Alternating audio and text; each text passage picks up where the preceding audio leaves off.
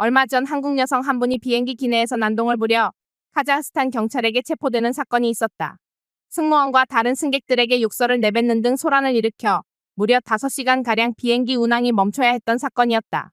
무슨 사연인지는 알려지지 않았으나 난동과 욕설이 3시간이 넘게 계속됐다고 하는데 아무리 화가 나도 남들 입장 생각 안 하고 3시간이나 난동을 부린다는 것은 거의 초능력 수준에 근접하는 능력이다. 형제님들 같으면 3시간 동안 난동 부릴 수 있을까? 힘들어서 도저히 못한다. 그런데 여성의 몸으로 3시간을 난동 부릴 수 있다는 것은 귀신 들리지 않고는 불가능한 일이다. 최근 한국 여성들의 묻지마 폭행, 묻지마 성폭력 무고, 묻지마 카레밥, 묻지마 쑤셔쑤셔? 왜 이런 일들이 발생하는 것일까? 이런 일이 발생하는 배경에는 사회 전반적으로 몇 가지 문제가 깔려있기 때문이다. 우선 욕구불만이 있다. 욕구불만의 원인 제공은 바로 미디어가 했다. 한국의 K-드라마, 소위 막장 드라마부터 시작해서 인스타그램, 페이스북 같은 미디어에 노출된 허파에 바람낀 한여들의 막장 허세가 직접적인 원인이다.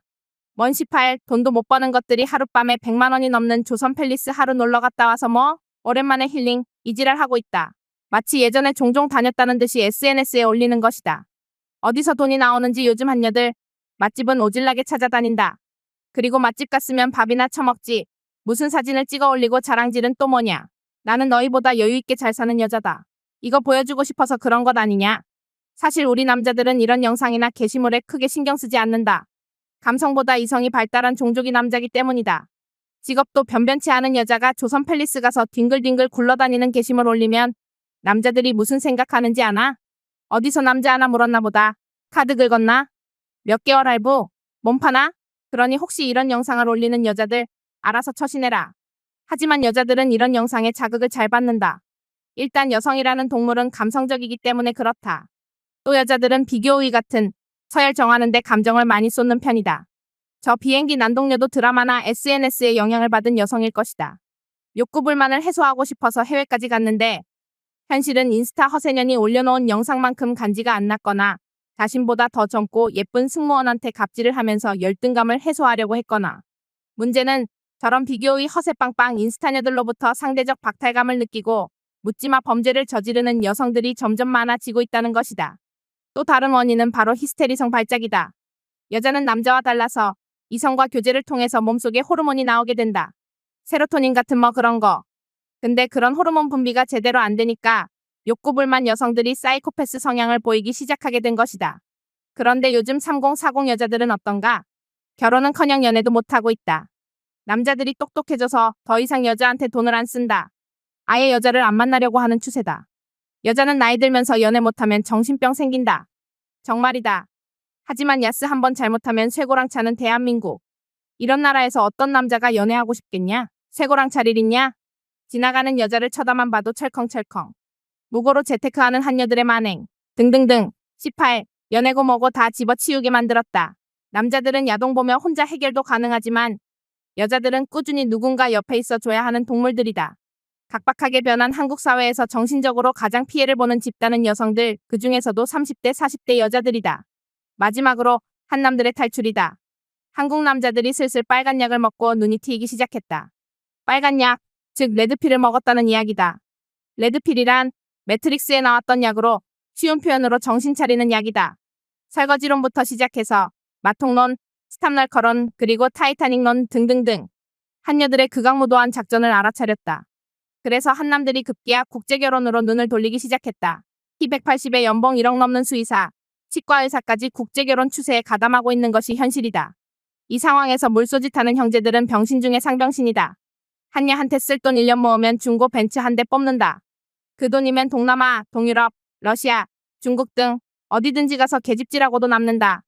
그러나 다행스럽게 요즘 한남들은 더 이상 한여들한테 돈을 쓰지 않고 있다. 이런 상황이 3040 한여들을 미치게 만들었다. 이외에도 한여들의 상황은 극악으로 치닫고 있다. 나라 경제 사정이 좋지 않아 앞으로 여성 지원도 많이 줄어들게 생겼고 무엇보다 3040여들의 일자리가 위태로워지고 있다. 한여들이 가장 많이 일하는 업종이 서비스직인데 AI가 발달하면서 이런 서비스직이 급격히 줄어들고 있다. 마트 캐시어도 셀프로 하고 있고 전화응대도 AI로 대체되고 있다. 격리도 필요 없다. 요즘 클라우드 서비스가 좋아서 격리 같은 거 필요 없다. 3040 여자뿐 아니라 20대 젊은 여자들도 힘들긴 마찬가지다. BJ도 못한다. 이제 AI가 다 대체할 수 있다. AI의 최대 피해자는 아마 여성들일 것이다. 편한 일, 반복적인 일은 모두 자동화되어 AI로 처리가 가능하다. 나머지는 육체적으로 힘든 일과 고퀄리티의 어려운 일만 남았는데 여자들은 하늘이 무너져도 이런 일 못한다. 그러다 보니 여성들이 범죄에 가담하는 일도 발생한다. 쉽게 돈을 버는 유혹에 잘 넘어간다. 인터넷, SNS에서 스캐머들은 거의 100% 여자들이다. 쇼핑몰 다단계 가담자들 역시 여성 비율이 압도적이다. 쉽게 돈을 벌려고 하다가 존망하는 것이다. 설상가상으로 무고재테크도 힘들게 됐다.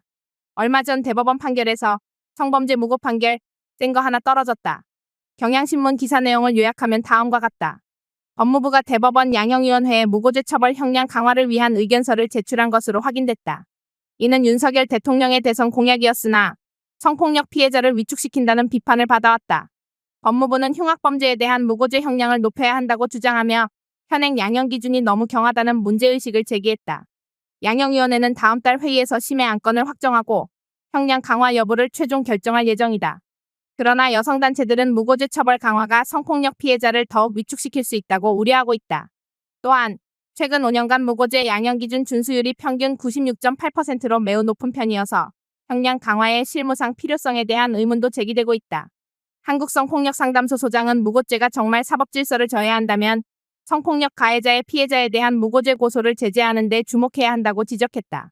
법무부의 이번 조치가 성폭력 피해자 보호와 사법정의 실현에 기여할 수 있을지 주목된다. 자, 이제는 무고 때려서 2, 3천 뜯어내던 시대가 지났다. 3040녀들, 지금 시점에 호구 하나 잡아야 할 때가 됐는데 여러 가지 정황상 그것이 생각처럼 쉽지가 않다. 한국 여성들이 이런 악조건 속에서 살아남는 방법이 있다. 우선 자신들이 별 볼 일 없는 존재라는 사실을 깨달아야 한다. 남자들한테 의지하지 않고 얼마나 버틸 수 있는지 보자. 제발 남자한테 그만 개겨라. 아니, 개겨도 좋다. 제발 해줘 이지랄만 안 해도 고맙게 생각한다. 아니면 여자들이 말하는 남녀평등 빡세게 해보던가. 공평하게 군복무 하라고.